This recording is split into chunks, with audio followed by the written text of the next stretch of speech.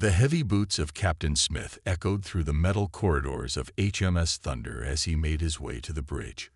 Red warning lights pulsed along the walls, matching the rapid beating of his heart. His ship had detected an unknown energy signature scanning their hull, the same type of scan reported by the destroyed colony ships over the past 3 months. "Report," he barked, settling into his command chair.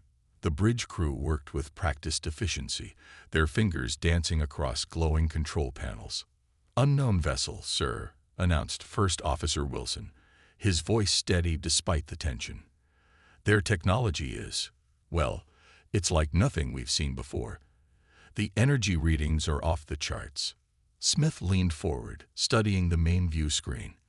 The alien ship looked almost delicate, its silver hull gleaming against the backdrop of stars. But he knew better than to judge by appearances. Those graceful lines and elegant curves housed weapons that had turned 3 human colonies into space debris. "They're moving, Captain," called out Jones from the tactical station. "Accelerating to. That can't be right." He double-checked his readings. "They're pushing past our maximum rated speed, sir." A small smile crossed Smith's weathered face. "Maximum rated speed, you say? Well, good thing those are just recommendations." He opened a ship-wide channel. "Engineering, this is your captain speaking. How do you feel about taking our engines past the red line?" Chief Engineer Roberts' voice crackled through the speakers, carrying the hint of excitement despite his professional tone. "The Thunder's a tough old girl, Captain. She can take it. We got some tricks these aliens haven't seen yet." "Very well." Smith's fingers tightened on his armrests. "All hands, battle stations. Tactical, load combat algorithms, but hold your fire. I want them alive if possible. Navigation, plot and intercept course. Engineering, give us everything you've got. Let's show these raiders what happens when they pick a fight with humanity." The Thunder's engines roared to life, pushing the massive battlecruiser forward with growing speed. The alien vessel grew larger on their screens, its elegant form no longer seeming quite so untouchable. The chase had begun. Hours passed as the 2 ships danced through space, the distance between them shrinking and growing like the tide. The alien vessel was faster, yes, but the Thunder's crew learned with each passing moment. They observed how their quarry moved, noted the patterns in their evasive maneuvers, and adapted their pursuit accordingly. "Sir," Wilson called out during the 6th hour of the chase, "I'm noticing something odd about their behavior. They've had at least 3 opportunities to use the weapons they deployed against our colonies, but they haven't fired a single shot." Smith nodded slowly, his eyes never leaving the main screen. "I've noticed that too. And their course corrections. They're textbook perfect, almost like they're following some kind of protocol." He stood up, pacing the bridge as he thought. "Look at how they move.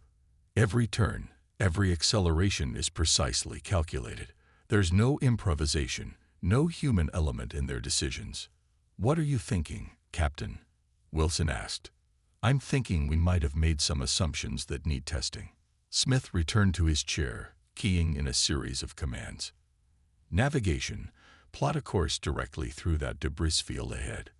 Tactical, power up our forward shields but keep weapons cold. Let's see how our friends react when we do something completely irrational." The Thunder changed course, heading straight for a cloud of tumbling asteroids and ancient space junk. The alien vessel's reaction was immediate. They broke their perfect evasion pattern, their movements suddenly becoming erratic.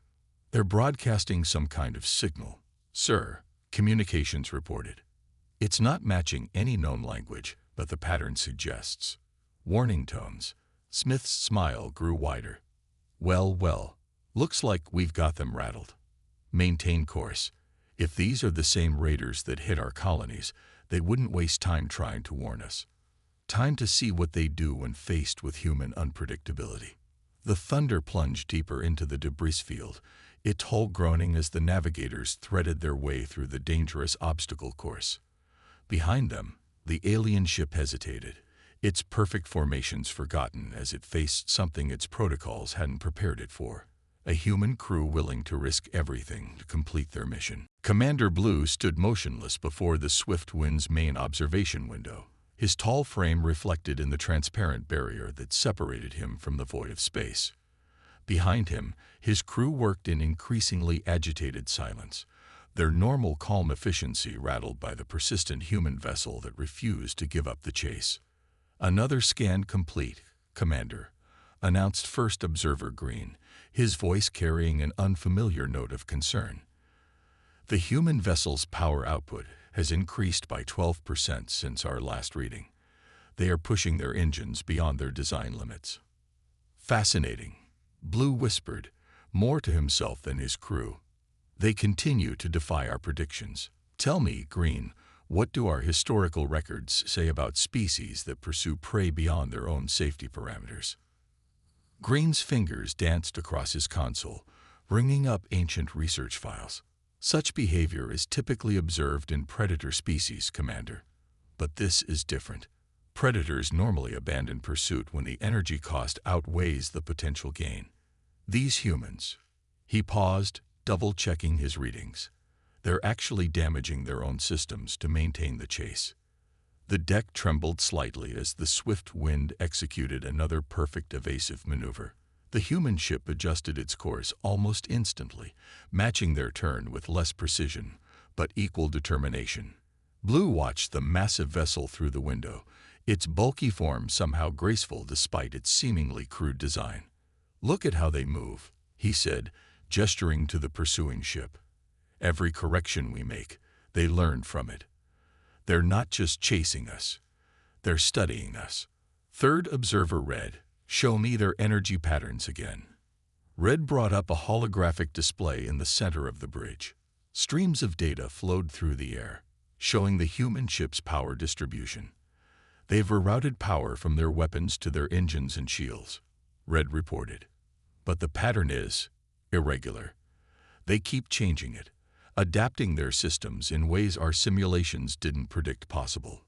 Blue moved closer to the hologram, his eyes tracking the chaotic but somehow purposeful changes in the human ship's systems. "They're innovating," he said quietly. "In the middle of pursuit, under stress, they're creating new solutions.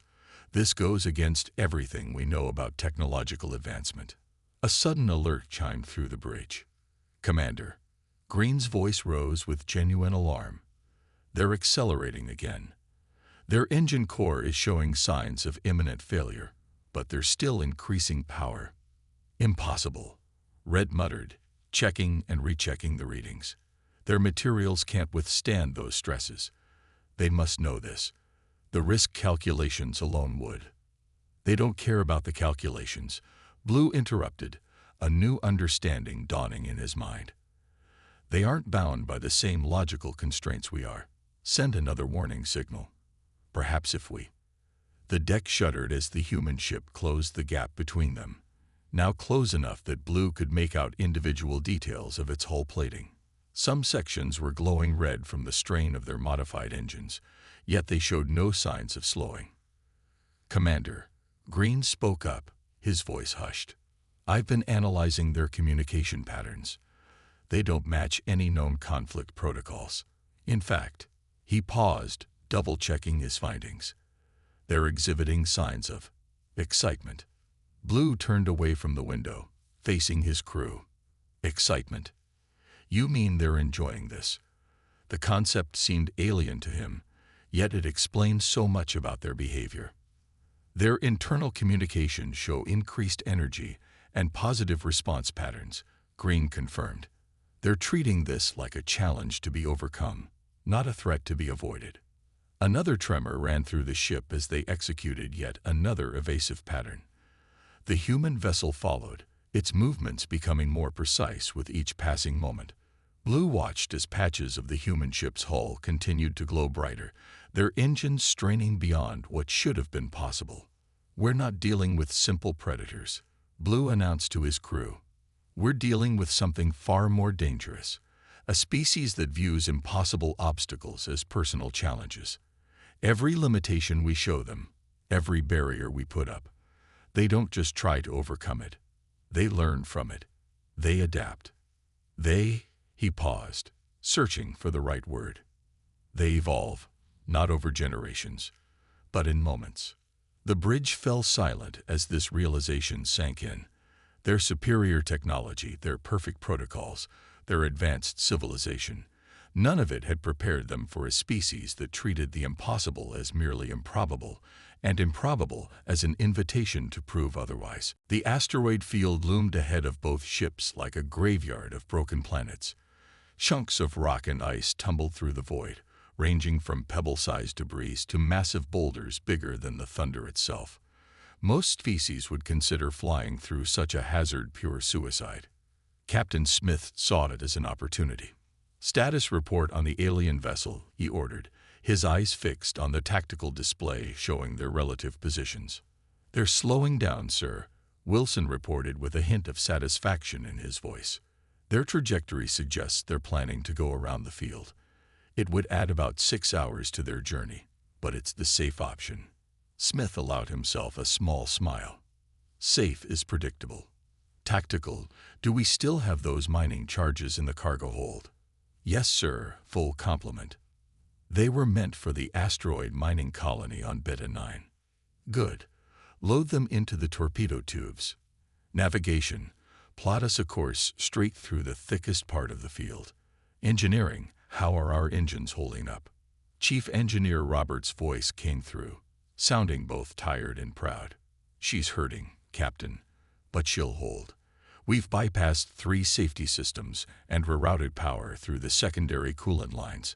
It's not pretty, but it works." "It doesn't need to be pretty, Chief. It just needs to get us through the next hour." Smith keyed in a series of commands, bringing up a detailed scan of the asteroid field. "Attention all hands. What we're about to do is technically against every safety protocol in the book. Anyone who wants to register an official objection should do so now." The bridge remained silent. Smith nodded, knowing his crew understood what was at stake. Engineering, divert all available power to forward shields. Tactical, prepare to launch those mining charges on my mark. We're going to make ourselves a path. The thunder plunged into the asteroid field like a diver breaking the surface of a dangerous sea. The first mining charge detonated ahead of them, the explosion shattering a massive asteroid into smaller, more manageable pieces. The ship's enhanced shields deflected the debris, creating a glowing barrier of energy around their hull. Behind them, the alien vessel finally broke from its holding pattern. Their sensors showed it attempting to follow, its movements cautious and precise. But precision wasn't enough in this chaos. "They're trying to calculate safe trajectories through the debris," Wilson observed, watching the alien ship's movements. "But the field's too dynamic. Their computers can't keep up with the constant changes." Smith gripped his chair as the ship shuddered, another explosion clearing their path ahead. "That's because they're trying to find the perfect path. Sometimes you have to make your own." He turned to the weapons officer. "Launch 2 more charges, spread pattern. Let's give our friends back there something to think about." The explosions created a spreading cloud of debris, forcing the alien ship to retreat further or risk damage to their pristine hull. The thunder pushed deeper into the field, each blast and maneuver taking them further from their pursuit. "Sir," the sensor officer's voice cut through the tension, "I'm picking up something ahead. The asteroid density is creating some kind of gravitational lens. It's affecting our long-range scans." "Good." Smith's smile grew wider. "That means it's affecting their scans too. All hands, prepare for emergency maneuvers. Cut main engines on my mark." The thunder surged forward, its hull groaning under the strain. Smaller rocks bounced off their shields, creating flares of light that would play havoc with any tracking systems trying to follow them. As they approached a particularly dense cluster of asteroids, Smith counted under his breath. 3, 2, 1, mark. The main engines cut out. For a moment, the massive ship hung in space, carried forward by momentum. Then, using only maneuvering thrusters, Smith guided his vessel into a natural cavity in one of the larger asteroids. The thunder settled into the rocky shelter just as the alien ship appeared at the edge of their sensors, scanning for any sign of their quarry. "Power down all non-essential systems," Smith ordered quietly. "Let them think we finally pushed our engines too far. Sometimes the best way to be the hunter is to let your prey think you're trapped." The crew worked in hushed efficiency, watching as their sensors showed the alien vessel beginning a methodical search pattern. They didn't realize that they were no longer the hunters in this game. That role had shifted the moment they entered human space, whether they knew it or not. The bridge of the swift wind had gone eerily quiet. The normal soft hum of efficient activity was replaced by a tense silence as the crew watched their displays, trying to understand what had just happened. Commander Blue stood at his usual spot by the observation window, but his attention was fixed on the holographic replay of the human ship's last known movements. "Play it again," he ordered, his voice barely above a whisper. "Slow down the sequence at the point where they entered the densest part of the field." The hologram flickered, showing the human vessel charging into the asteroid field. Blue watched as they detonated their primitive mining explosives, not in a pattern that would clear a safe path, but in a way that created more chaos, more variables. "They're using the debris as cover," Observer Green noted, his voice carrying a mix of horror and admiration. "The explosions aren't just clearing a path, they're creating a smoke screen of radiation and scattered fragments." "But why?" Red asked from his station. "Their ship is already damaged. Adding more obstacles only increases their risk of destruction." Blue raised his hand, gesturing at the replay. "Look at their power distribution before they vanished. They didn't lose control. They cut their engines deliberately." He turned to face his crew. "They wanted us to think they were destroyed or disabled." The science officer, White, spoke up from her station. "Commander, I've been analyzing their behavior patterns throughout this encounter. Their actions defy standard combat logic, but there's a pattern emerging." She brought up a new display, showing a series of data points. "They're not just reacting to us. They're testing us." "Testing us?" Green's tone carried disbelief. "They're the ones with inferior technology. What could they possibly learn from?" "Everything," Blue interrupted. "They're learning everything. White, show me their adaptation curve since first contact." The display changed, showing a steep upward trend. Each time the swift wind had executed a maneuver, the humans had responded. Not with blind imitation, but with innovation. They took each demonstration of superior technology as a challenge, a puzzle to be solved. "Look at these readings," White continued. "Their first attempts to match our speed caused severe strain on their systems, but instead of backing off, they started modifying their engines. They learned from each failure, each stress point. They're not just chasing us, they're using this pursuit to improve their own capabilities." A new alert sounded, drawing everyone's attention. "Commander," Red called out, "we're detecting energy signatures from multiple points in the asteroid field. They're faint, but they're echoes." Blue finished the thought. "Reflections bouncing off the asteroid's metallic cores. The humans are using the field's natural properties to mask their true position." He stared at the tactical display, seeing it with new eyes. "We've been approaching this all wrong. We thought our superior technology made us the hunters." The crew fell silent as the implications sank in. Their pristine ship, their advanced sensors, their perfect protocols, all of it had been turned against them. The humans had taken their every advantage and found ways to use it as cover, as misdirection, as a tool for their own advancement. "Sir," White spoke again, her voice carrying a note of revelation. "I've completed my analysis of their communication patterns. The excitement we detected earlier, it wasn't just about the chase. They were excited by the learning opportunity. Every time they encountered one of our technologies, their internal communication showed spikes of problem-solving activity." Blue nodded slowly. "They see our superiority as temporary, a challenge to overcome, not an absolute barrier."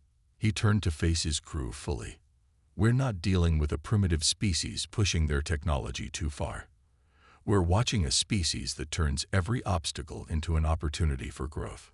The tactical display flickered with another set of faint energy readings, coming from 3 different directions now. The humans weren't just hiding. They were setting up something bigger. Their seemingly reckless charge into the asteroid field had been calculated, planned, perhaps even intended from the start. Log this encounter as a priority report to the High Council, Blue ordered. They need to understand what we've discovered. These humans, they don't just adapt to survive. They actively seek out challenges to force themselves to evolve. And right now, he paused, looking at the scattered energy readings. Right now, we're teaching them exactly how to overcome us. Captain Smith sat motionless in his command chair, watching the tactical display as his plan unfolded. The Thunder's hiding spot in the asteroid had given them the perfect vantage point to observe the alien vessel's search pattern. More importantly, it had given his crew time to prepare. "All ships report ready, Captain," Wilson whispered, keeping his voice low despite knowing the aliens couldn't possibly hear them. 3 other human vessels had slipped into position, while the swift wind was distracted with its methodical search pattern. "The mining charges we scattered have masked their approach perfectly," the tactical officer added. "The radiation and debris clouds are playing havoc with their sensors, just as you predicted." Smith nodded, his eyes never leaving the display. The alien ship moved with the same graceful precision it had shown throughout the chase, but now that grace seemed more like a limitation. They were too perfect, too predictable in their movements. "Look at them," Smith said softly. "Every scan, every course correction follows the same pattern. They're still trying to find the safest, most efficient route." He tapped his console, bringing up a different view. "Meanwhile, the Valiant is using the debris field's gravity wells to slingshot into position. The Warrior is running silent in that radiation cloud we created, and the Defiant is mimicking asteroid movements to mask their approach." The bridge crew watched in tense silence as their trap slowly closed. The alien vessel continued its search, unaware that each precise, calculated movement was taking it exactly where the humans wanted it to go. "Sir," the sensor officer called out quietly, "the nebula is less than 10 minutes from their current position. If they maintain their present course." "They'll maintain it," Smith assured him. "They've shown us that they always choose the most logical path.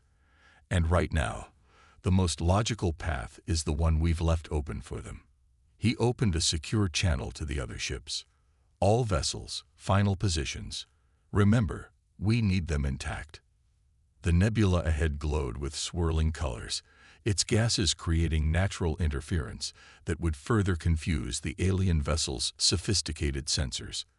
The swift wind approached it cautiously, still searching for any sign of the Thunder. "Energy spike," Tactical announced. "They've detected something. They're turning." "Too late," Smith said with grim satisfaction. "Spring the trap." The Thunder's engines roared to life as they burst from their hiding place. At the same moment, the Valiant emerged from behind a massive asteroid, its weapons charged. The Warrior appeared from within the radiation cloud, cutting off another escape route, while the Defiant revealed itself near the nebula's edge. The alien vessel froze, caught in the perfect center of the human ship's formation. Their superior speed meant nothing now. Every escape route had been cut off, every possible vector of retreat covered by a human vessel that had learned from hours of studying their movements. "They're powering up their engines," Wilson reported, "trying to find a way through." "Wait." He paused, checking his readings. "Sir, they're scanning us. All of us. Their energy readings are..." "They're excited." Smith leaned forward, intrigued. "Excited? Put it on screen. Let's see what they make of this." The main viewer showed the alien ship in all its elegant glory, now surrounded by 4 human vessels that might have seemed crude in comparison, but had just outsmarted them completely. The swift wind's engines pulsed with power, but it made no move to escape. "Sir, we're receiving a transmission," communications announced. "It's..." different from their previous signals, more complex. I think they're trying to actually talk to us." Smith smiled, finally understanding. "Of course they are.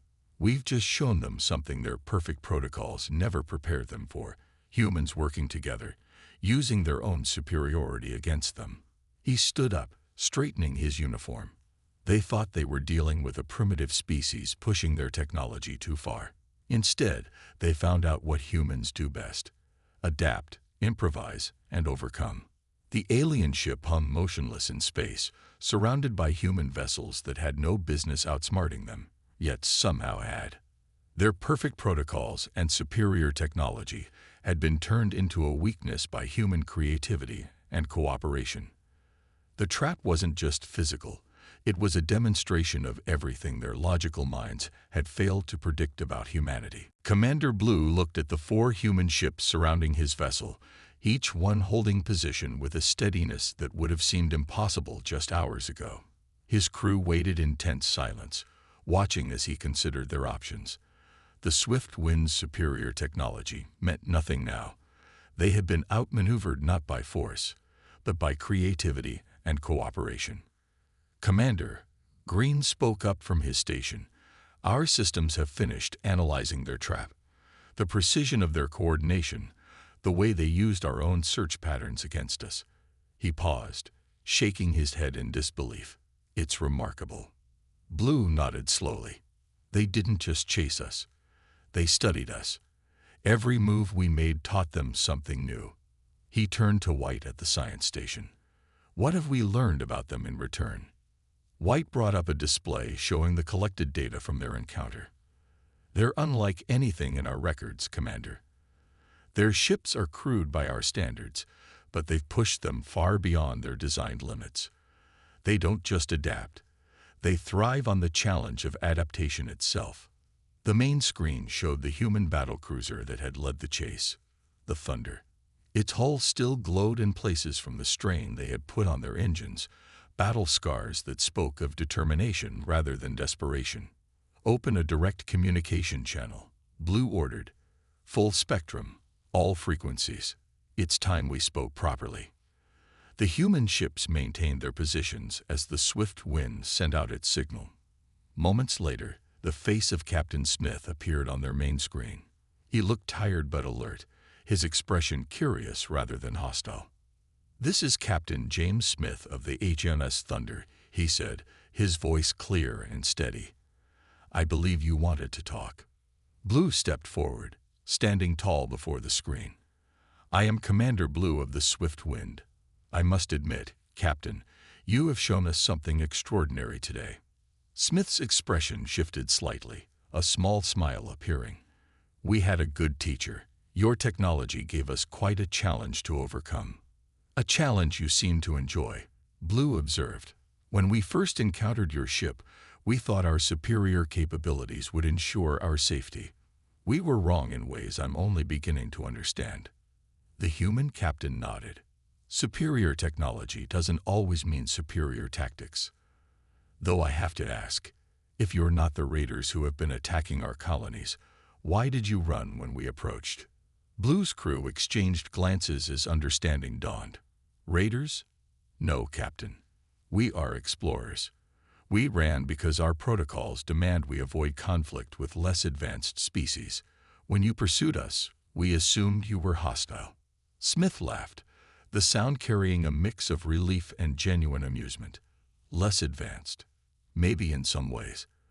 But I think we've both learned something about what that really means today." "Indeed." Blue gestured to the tactical display showing the human ship's formation. "Your trap was elegantly simple. You used our own patterns against us, turned our technological advantage into a predictable weakness. Most remarkably, you did it without firing a single shot." "Sometimes the best way to win is to show you can," Smith replied. "Though I have to admit, we wouldn't have managed it without the other ships. Humans work best when we work together." Blue stepped closer to the screen.